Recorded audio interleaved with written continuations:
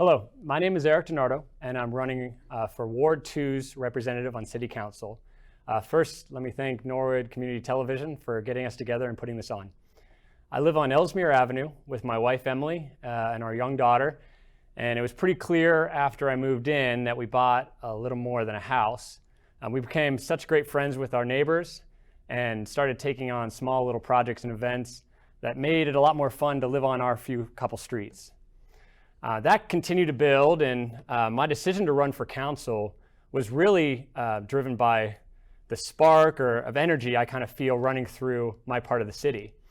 In Ward 2, we have this great blend of close-knit families that take a lot of pride in generations worth of being there. And that's mixing in with fresh, young faces and families that are moving in, trying to write their chapter of Norwood's story. So I'm really impressed with how much time and effort both of these types of neighbors are willing to give, and it's important our city's leadership reflect that.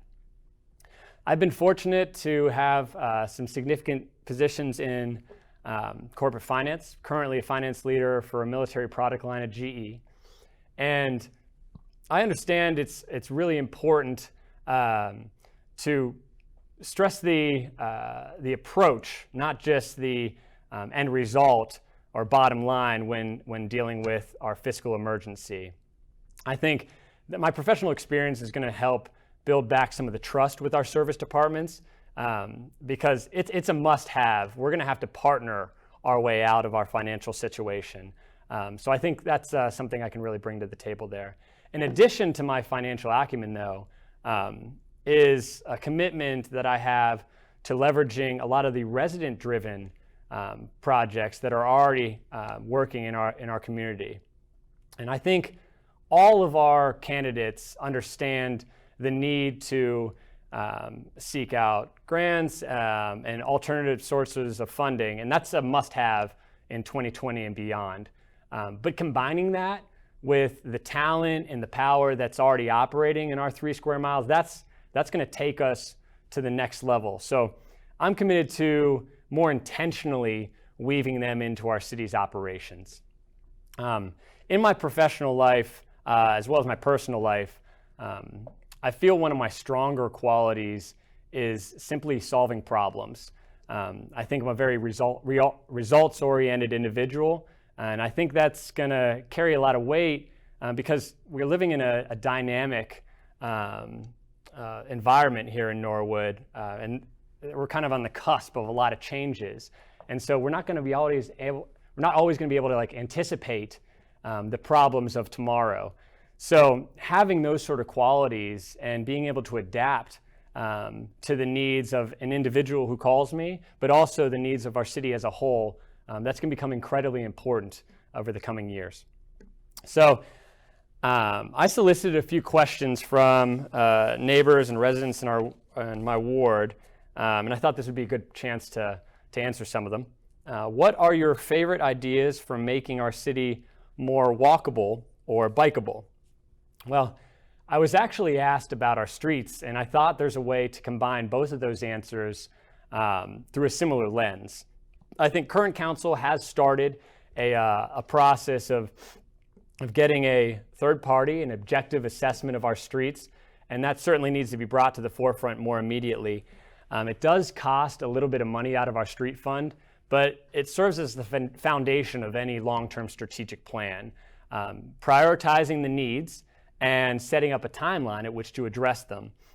And so the ultimate aim of any good plan is to be able to, particularly in streets, is to be able to say, by month, by year, which streets, which roads the administration is going to tackle next.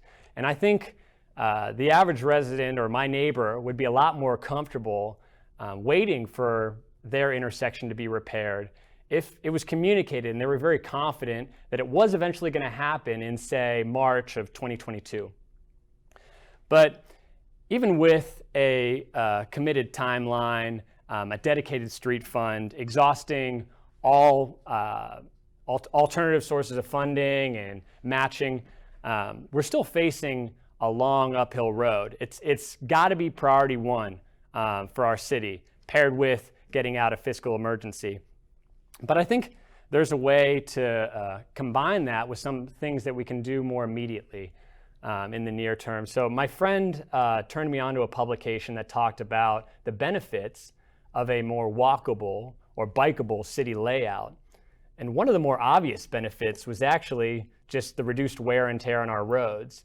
And I started to look around my neighborhood in Ward 2, and I saw that in my neck of the woods, we enjoy plenty of good sidewalks that make for enjoyable walks, but there aren't a whole lot of businesses like coffee shops or pharmacies or delis that make walking very useful. Contrast that with Montgomery Road. Our business district is certainly a heck of a lot more useful, but for me, where I live, it's not very safe or enjoyable, at least, to walk with my daughter there. It's really only accessible by bus or by car. So that sort of promotes folks getting in the car, driving to a certain place, doing one thing, getting back in their car, and immediately getting out of our business district.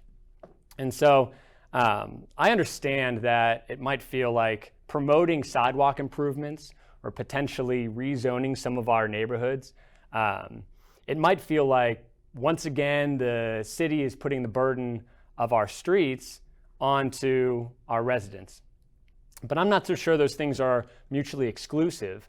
I think a committed street plan, particularly a timeline of when we're going to attack those roads, pairing that with a more concerted effort to improve the foot and bike traffic in our neighborhoods, that's what's going to really make for better roads happening sooner, but also improving our daily lives and make them a lot more enjoyable and healthy. So another question I was asked was, our water and sewer system is in a sad state. What is your opinion of the city's next steps to begin to right the situation? If you're still confused on whether it's safe to drink our water, you're not totally alone. I'll tell you that my wife and I do drink the tap water at our house. The city ran some tests, and there were home kits that were performed at a community event, and they both came back okay. But I know there was some follow-on conversations that seemed to say, that's nice, but those tests weren't particularly exhaustive. So I think step number one, it wouldn't cost a whole lot of money to run a more extensive set of tests, just to help calm some of the fears that are lingering around our water quality. But there's still the long-term issues around our water system structure and operations. Much like the streets, an objective, third-party approach to getting the diagnosis for our water system, that's the first step of any good strategic plan. And I know a resolution is currently being pushed, in this case, to try to get City of Cincinnati's water engineers involved. And both council and the administration, we have to be doing that from day one. That's going to provide a lot of that timeline and setting a tone for where in our budget that starts to make sense over a long-term period. So I'm asking for your vote simply because I feel I can do a good job both for my neighbors and for the city as a whole. It's very important to me that the people I represent feel exactly that, represented. That means listening first, thinking with a long-term approach, and ensuring that everyone feels a lot more tied in to a shared vision. So thanks for your time, and hopefully you all vote to put me to work here in a few weeks. Take care.